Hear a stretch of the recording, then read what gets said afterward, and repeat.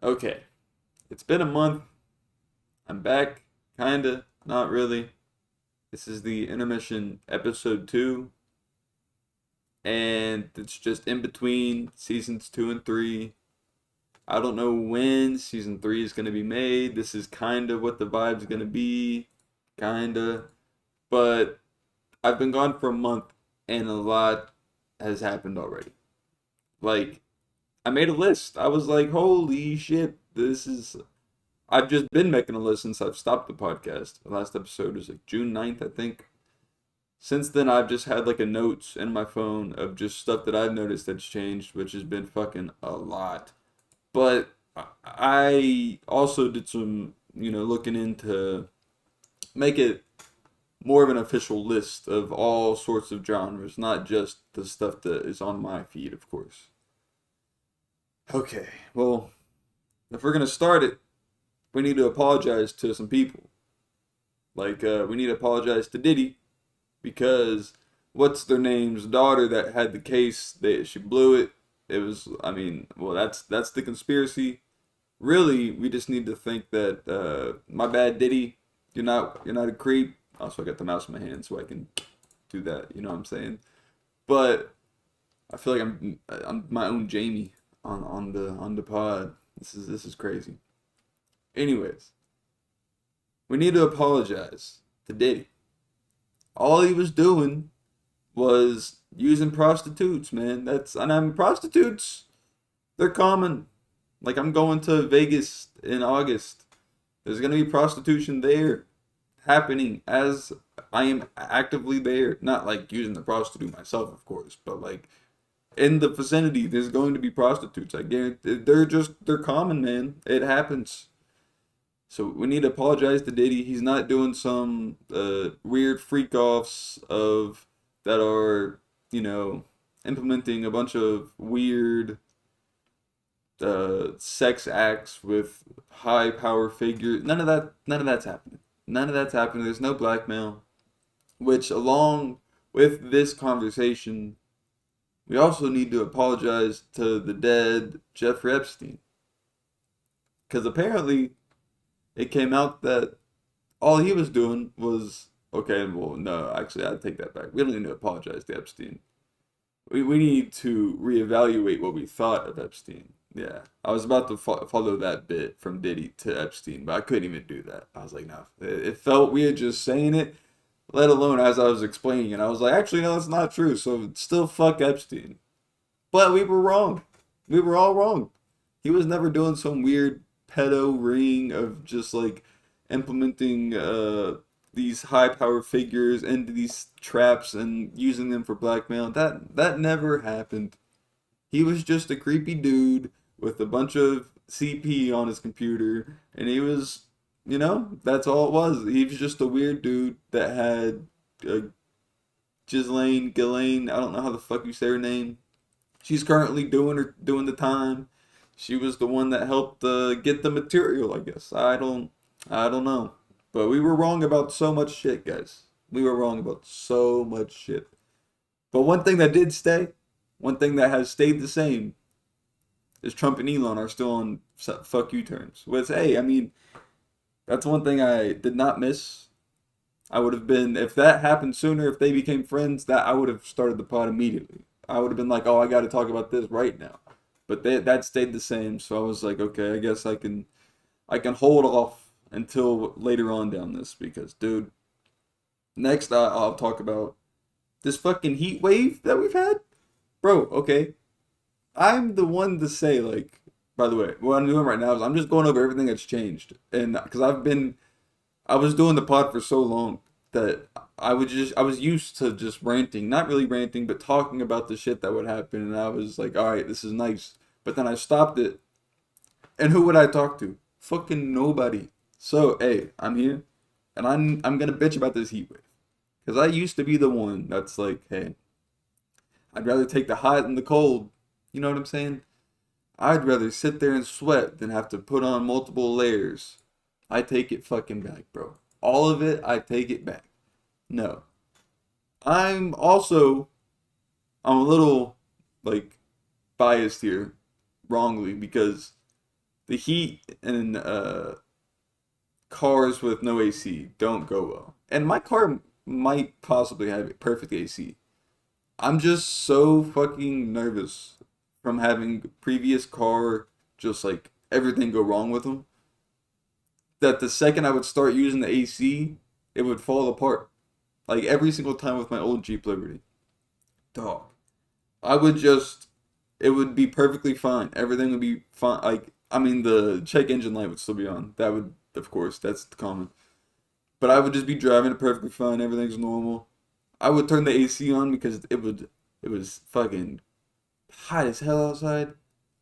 Within, I don't know, 30 minutes, it starts to do a little ooh, and I was like, oh, okay, I'm never using that again.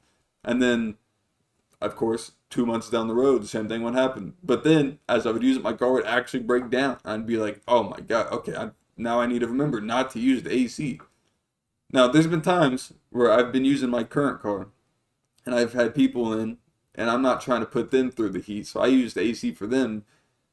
And from what I know, it's fine. Never I'm sitting still. It kind of does like it vibrates a little bit, so I try not to acknowledge that, you know. But a heat wave with no AC in your car does not go. You can put all four of your windows down. You can roll the seat back like all the way down and just sit up so it's not present. You can do the most you can. You're still gonna burn the fuck up with how hot it's been.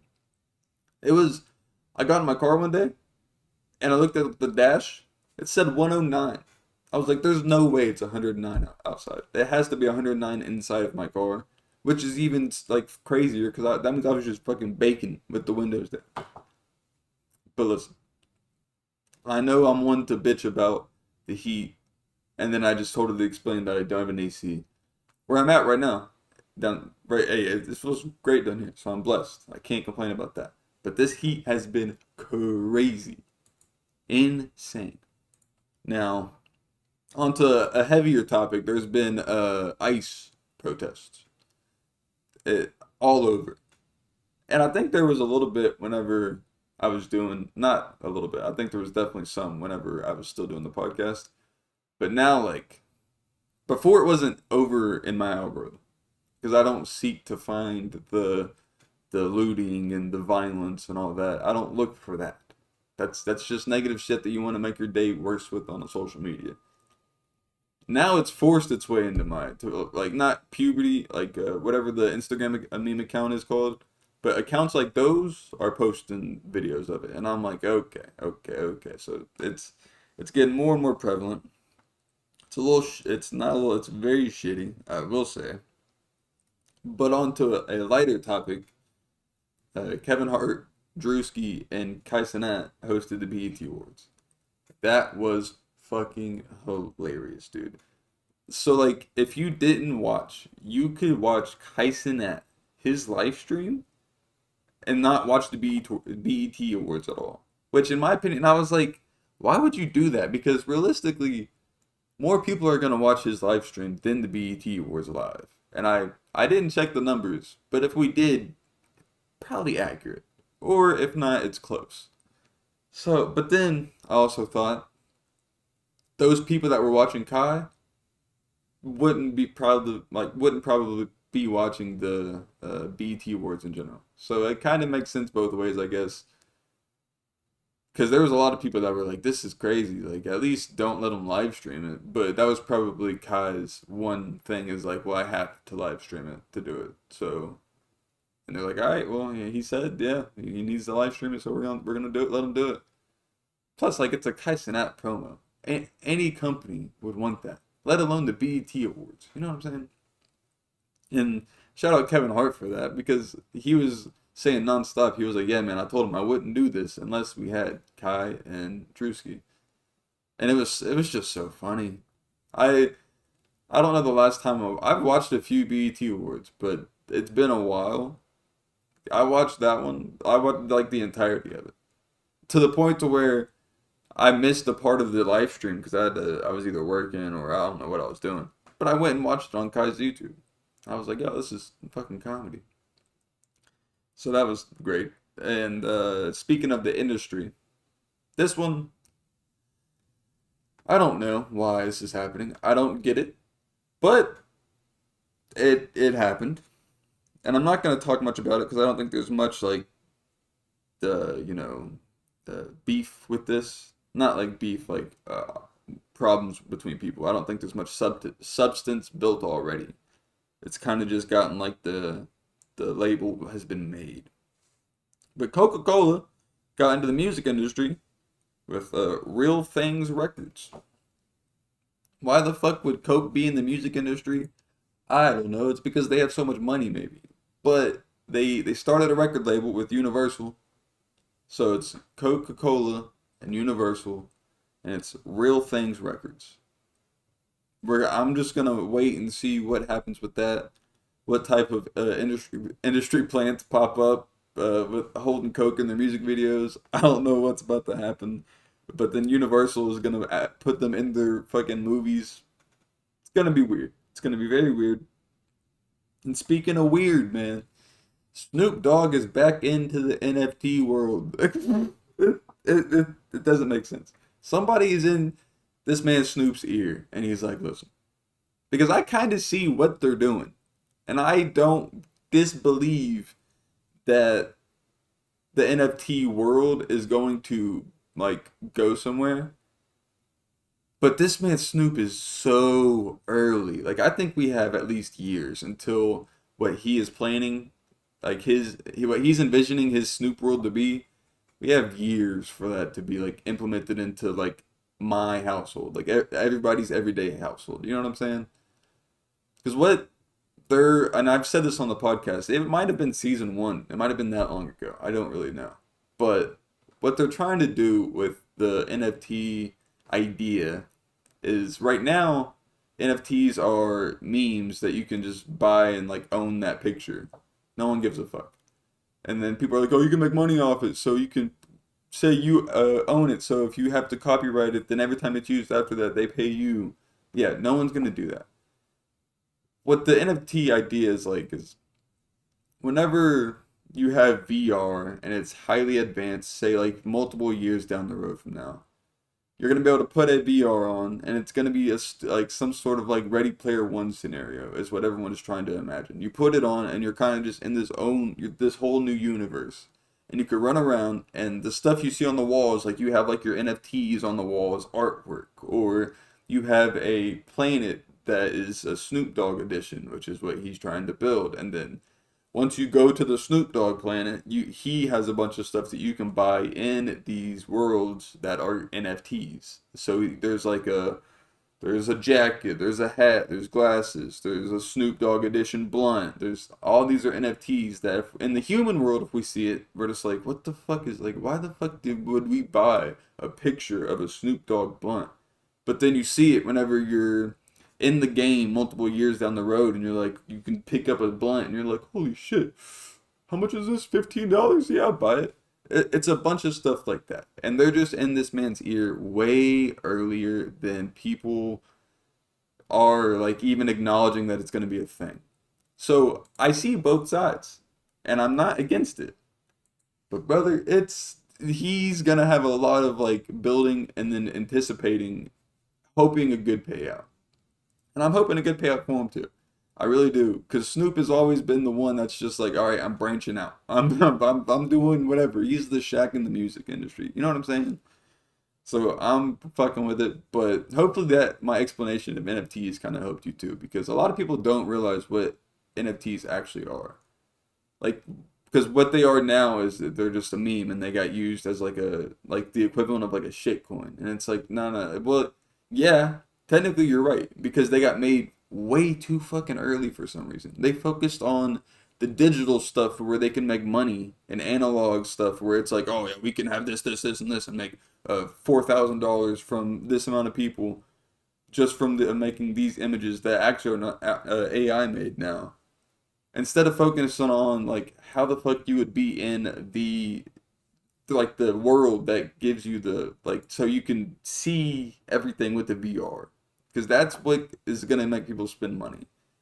Like if I could have this on, and then I can just look around and I'm inside of a world that one everything for me right now is just completely black. So I don't have any light. I would be able to like put myself into that experience. Now, if I were to be walking and it's all a Snoop Dogg Planet world, and I know in my mind I have money in my account to where I'm comfortably playing this video game, I can walk by and see this NFT, aka a shirt, and it's like, oh shit, this is $10, and I can put it on my avatar and go through all these other worlds and where I play with my friends. I am somewhat inclined to actually buy it. So, like in the end, I can kind of see where people are getting the we need to get into the NFT world early, but they need to focus on how you can walk into that world with all these other people and it actually work. Because there are games where you can put like the rec rooms and stuff like that, but that's nowhere near to the level of what it needs to be to have everybody on. Because what Snoop Dogg is wanting is to not have like 25 people walk around his Snoop Planet or whatever he calls it. He's trying to have that bitch popping. He's trying to have Kais and Ad in there. He's trying to have music artists in there do performances. This is just how Snoop Dogg thinks. If he's gonna do something, he's gonna do it to the level of like, oh, it's gonna bring people in. It's not just gonna get the nerdy people who are like me who know about what's happening. Because that's who would be there right now. And keep in mind, some of them would for sure spend money, but it wouldn't be the amount of money that they would get if they have like Snoop Dogg fans, because they're not getting Snoop Dogg fans, they're getting technology fans. So that's just my spiel on Snoop getting back to the NFT, and I'm sorry that took so long, but I've been sitting on that for so long, and I've wanted to do an update previously, but I didn't know if he was still in it or not. Bro, he is, and hey, I respect it. He's in his bag. Also, since I left, the Thunder won the finals, which I'm not even going to talk on because I'm not even going to act like I have an opinion. One, two, know what's happening anymore. I'm completely checked out. But one thing I'm not checked out on is the comedy club. And man, since you've been gone, let me fucking tell you. One, we've hired just new people in general. We've got new people at the comedy club. If you're working at a place and it's not to your like liking and it's like, man, I'm working too much. I'm doing this and doing that. Bitch and complain. Say something. That shit works, bro. That shit works. Let me tell you. I'm gonna try to be as nice as I can about this topic because I do kind of feel bad now. Like at this moment where I stand, I do kind of feel bad. Now, was it asked upon him? 100 fucking percent. Yeah, it's without a doubt it was asked upon him. We got this employee at the comedy club. And keep in mind, okay? I love the comedy club. I love everybody at the comedy club. There's not a person at the comedy club that I can think of that I'm just like, man, that person annoys me. Or like, fuck, I'm working with this person. Ah, there's not a single person. And the entire almost 4 years that I've been there, it's almost 4 years. I haven't had a single person that I've thought like that for. And then we started hiring new people. Like we got fucking shout out Greg. I've made him a shout out to a real one. We got Greg. Love Greg. He's great. We got Zay, which is we have a woman that helps us there, and he is her son. Love Zay. He's a real one. But we also got this third one that never he started. I thought he was like, I don't know, 20, 21. I was like, oh, he got in early. He's fresh. And then I found out that he did open mics as well, and I was like, oh, he's trying to get a foot in the door and he's fresh. He's kind of arrogant, but all right, I'm not gonna be the one to, start on bad blood. I'm just gonna keep it as is. Found out he was my age, and he was still acting that way, and I was like, oh, brother. I was like, he's a lost cause. That's one of those things that like he's gonna have to change himself for himself to be liked because I'm just gonna say this, and like I said, I'm gonna try to be as nice as I can about it. The boy messed up one day. He came into work and he got sent home. And I don't know if he just didn't come back or if he got fired or what. I'm not speaking on that. What I do know is that by the time he started by the time he left, nobody liked him. Not a single person, man. It wasn't like I would. And keep in mind, I'm not even trying to like talk shit on him. I'm just giving an update on what happened because this was crazy. The comedy club is literally like a family. It blows my mind, but this is a perfect example of it. You can, let's say, work at a place with like 30 people. I haven't counted to see how many people work at the comedy club. Let's say you work at a place with like 25, 30 people. There's just this perfect number that once you have too many, there's too many cliques, there's too many secrets, there's too many people that don't know each other really. And then once you have not enough, there's the people see each other too often, they start to get tired of each other. There's drama starts to build even faster because people are getting more and more irritated. But if you got that perfect number, which I guess like I was wrong, I guess 25 to 30 might be the perfect number. Then it's just the people, everyone still knows each other. It's not just we know your face. Like I know everyone there, I know their name. I pretty much know like what they do pretty much because I've just worked with them at so much at this point. But then there's also we still go out. Like we went to the bar after the last show that we worked. We went to cocktails. So like we still, you know what I'm saying? We still have the hanging out, chilling vibe. It was just very telling to see he started and I immediately got the stain of like, fuck this guy. He's not here for good intentions. He's got a motive, and I'm not sure what it is, but I'm not feeling it. Versus when by the time he got fired or quit, I'm not sure which one. Everybody was also on the same page as me of like, oh my gosh, this guy's arrogant and why like he's cocky, he's which I was saying all that before, but I was also like, I don't know why he's here to be honest with you. So yeah, that's a lot of stuff that's changed. It's 25 minutes worth of stuff that's changed, and it's by the time I edit it, it's gonna be down a lot, I bet. But listen, now that I've talked about the stuff that has changed, I can now talk about the stuff that is going to change soon, aka season 3 of the podcast. Because this is just the intermission episode 2 part where like whenever I made season 1, and I've talked about this on the pod as well. Whenever I made season 1, I was an idiot and I made 19 episodes and I never made the 20th episode because my life there was just some bumps in the road.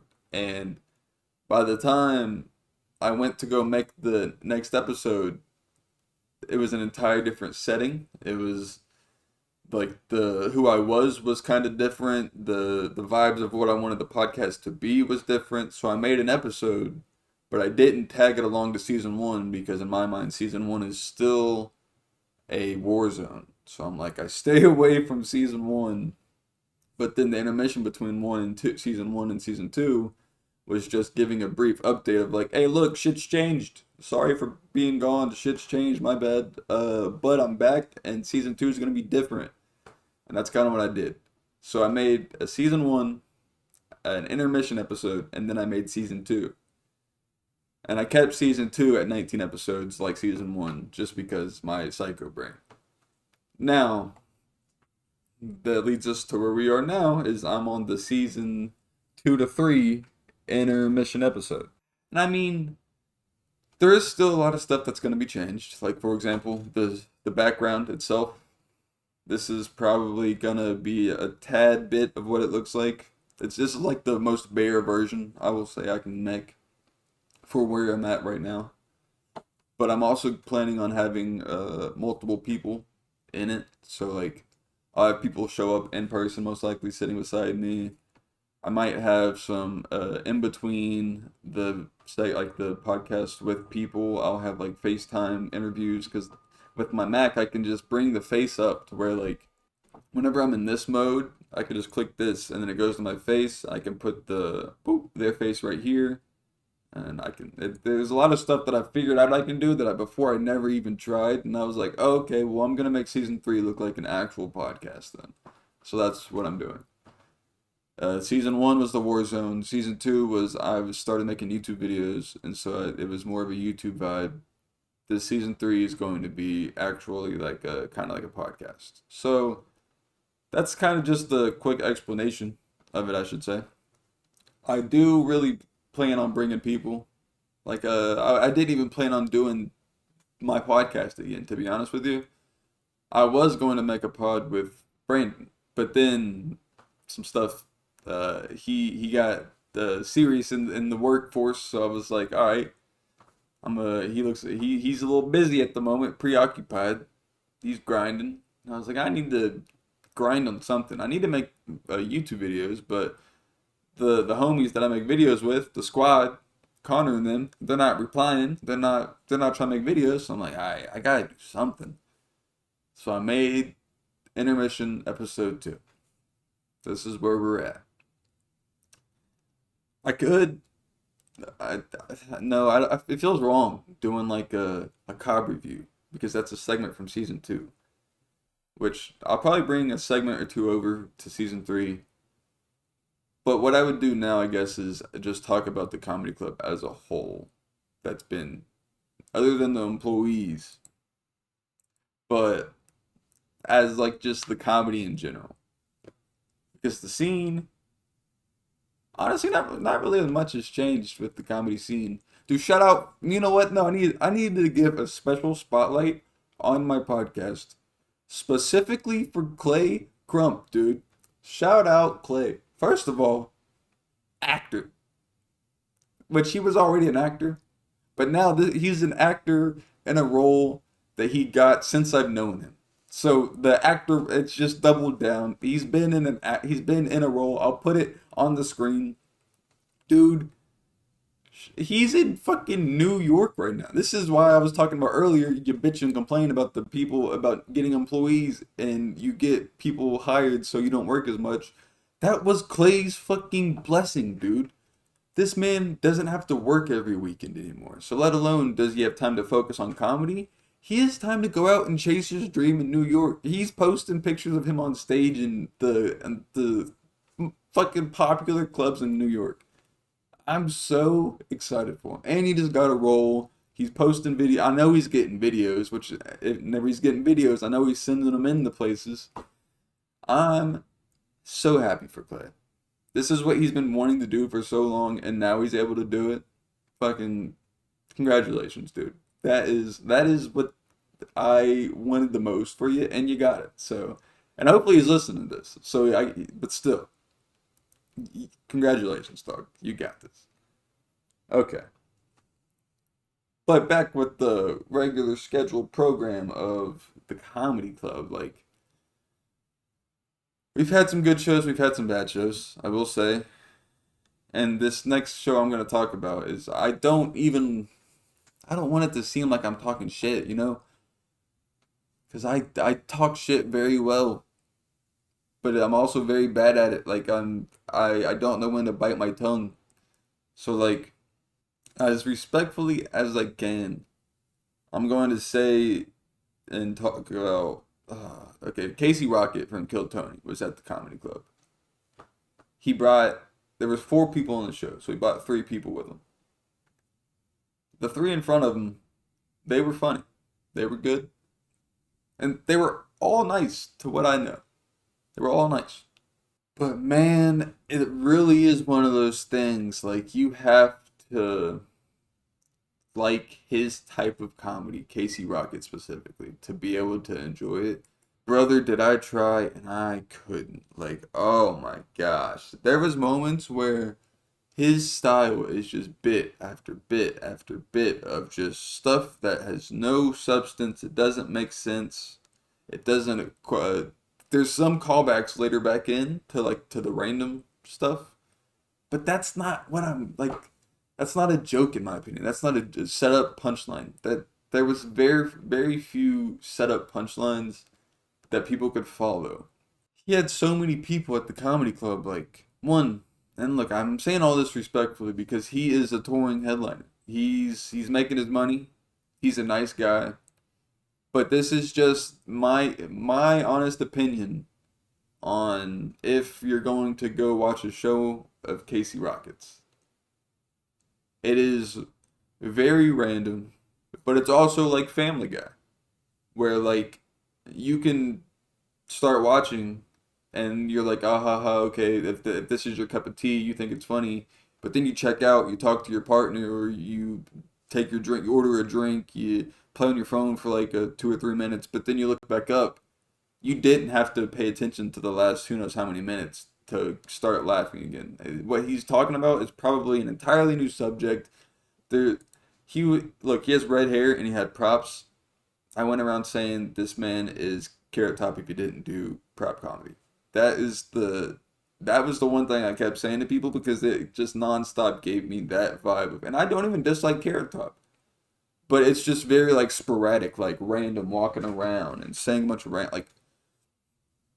Okay, this next part, and I hope this isn't too much behind the curtains, especially, and there's no way anybody associated with Casey Rocket would be able to see this, but hopefully this isn't too behind the curtains for them specifically. There would be times where before the show, they would walk up into the showroom, like this is before the audience is in, they're probably in the lobby or not even there yet, where the employees are just chilling in the showroom. They'd walk in and they'd tape up a picture. They'd tape a picture on the wall, like right here, right beside the stage. And they wouldn't say anything. They wouldn't acknowledge it. It would be facing the walls. So the stuff facing us is just white. It's the back of a picture. We don't know what it is. And the show happens. They don't even address it. The entire show goes on. They don't even address it. The next day, they're like, okay. I guess we're gonna do it today then. I don't know what in their mind that just clicks to them where they're like, it's gonna be this show that we're gonna do it. But they don't talk about it at all before the show. The show starts. None of the openers or features, whatever, none of them talk about it, any of it. Casey's on stage for about 25 minutes and he just randomly looks over and he just picks off the wall and he's like, they have not Smurf, which I'm surprised he didn't have anything with the Smurfs. They have the Grinch holding a gun and it's literally a picture of the Grinch holding a gun.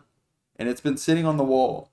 And that's been the bit for so long. That's the bit, is they randomly walk over and he's like, what the fuck is this? And the amount of pictures that he had were insane. Like, I think it was every show, almost towards the end. Whenever he would get the light or something to be like, hey, yeah, like 5 minutes left or whatever, he would use that as the bit to where, all right, they gave me the light. I got to do the drink specials. And he'd turn around towards the wall and he'd pull out a picture of a fucking Bowser with the lingerie on. And he'd hold it up and he'd be like, it's weird that they have the specials on this. There was just a bunch of weird stuff like that to where, oh, and I didn't even say this. Bro, they had the person that wasn't the opener or like the guest spot kind of, he wasn't the host, but he wasn't the feature. So he was kind of like the guest spot, whatever. Before the second show on Friday, he walked in with the picture. And this is as the first show is exiting and we're done cleaning up we're kind of just waiting because it's a long line, so we're kind of really just chilling waiting. He walks in all slick, walks up to the front row, has a picture, puts it underneath the seat of seat at the front row. Tapes it there, doesn't say anything to any of us. He leaves, doesn't address it. The next day, Casey Rocket gets on stage, doesn't address it. They leave the comedy club, haven't addressed it. After the show was completely over, I walked over because we were going to cocktails, so I was just waiting till the end anyways. The showroom was empty. I walked to the front of the room and picked up the chair. The picture was still there. And I showed the owner of the comedy club and I was like, yo, what is this? And he laughed. And I was like, this has to be an ongoing bit everywhere he goes. He just leaves pictures places. Like, before he would have his merch set up on his table, what would be on the table just sitting there would be random pictures of just like him with people that were either photoshopped or like him that whenever he was younger.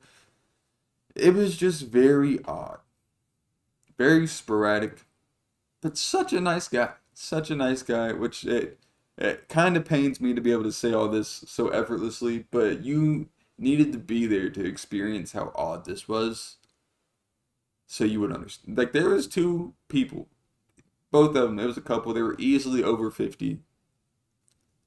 They walked in, and this is after the show's been started. The feature's on stage, so it's probably been like 30 minutes into the show. And I'm like, oh shit, okay. I walk out and I get their name. And I'm like, oh, did you just buy? And they're like, yeah. And they're like, who's on stage? And I'm like, dude, do you not know what ticket you just bought for? And they're like, no. And I was like, that's insane. I said this. And I was like, that's like going to watch a movie without watching the trailer. And they were like, yeah, that's what we're known for. And I was like, oh my gosh. I was like, all right, well, this is, all right. I took him in. I sat him on the side.